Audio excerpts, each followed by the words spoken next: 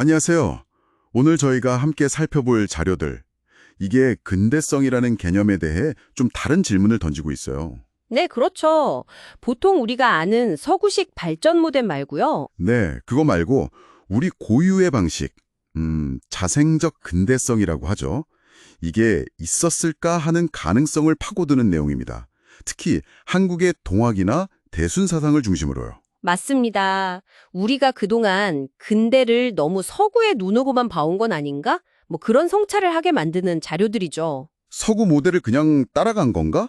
아니면 우리 안에도 뭔가 다른 동력이 있었나? 이런 거요. 네, 바로 그거죠. 오늘 이 이야기를 통해서 여러분의 생각에 좀 신선한 바람을 불어 넣어드리고 싶네요. 좋습니다. 그럼 먼저 우리가 일반적으로 아는 서구 근대성, 이거부터 잠깐 짚어볼까요?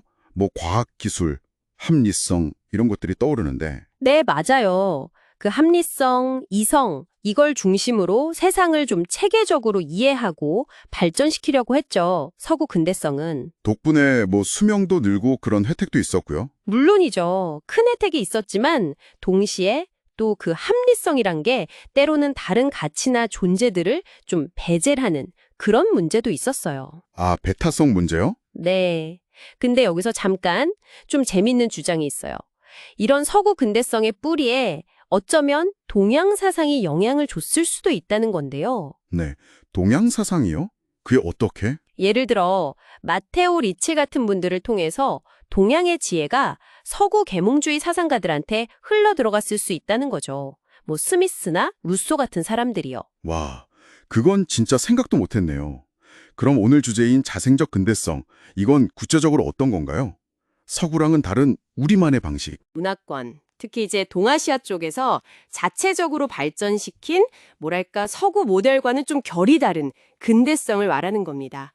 다중근대성 이런 논의랑도 좀 연결되고요. 네네. 이걸 이해하는 핵심 열쇠 중 하나가 바로 상관적 사유예요. 상관적 사유요. 그건 서구식 사고랑은 어떻게 다른 거죠? 좀 어렵네요. 그러니까 서구의 분석적 사고는 대상을 딱딱 개별적으로 떼어내서 분석하잖아요. 네, 그렇죠. 근데 동양의 상관적 사유는 만물이 서로 다 연결되어 있다고 보는 거예요.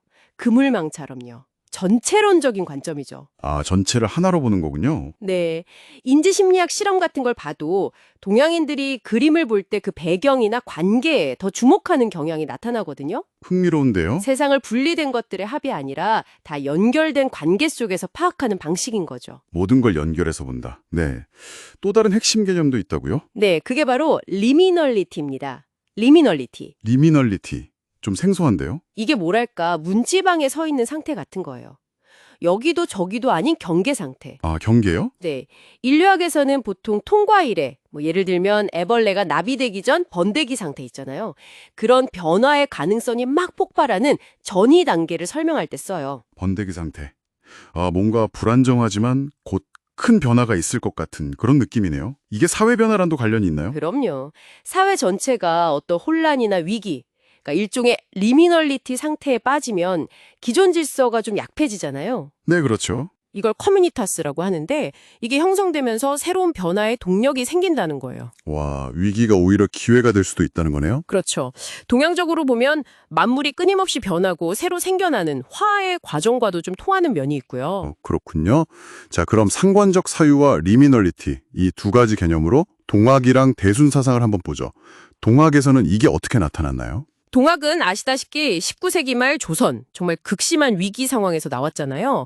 그야말로 리미널한 상황이었죠. 네, 아주 혼란스러웠죠. 근데 이게 단순히 서양 문물, 서학에 반대한 것만이 아니라 사람이 곧 하늘이다, 시천주 사상을 통해서 인간과 우주, 개인과 공동체를 분리하지 않고 연결하는 독자적인 길을 보여줬어요. 이게 바로 상관적 사유에 기반한 자생적 근대성의 중요한 모습이라고 할 수 있습니다. 위기 속에서 우리식의 담을 찾으려고 했던 거군요. 네, 성리학에 대한 어떤 종교 개혁적 성격도 있고요. 그럼 대순사상은 여기서 한 발 더 나아갔다고요? 네, 대순사상은 스스로를 참된 동학이라고 보면서 동서양의 갈등이나 대립을 넘어서는 조화를 강조했어요. 그게 바로 해원상생입니다.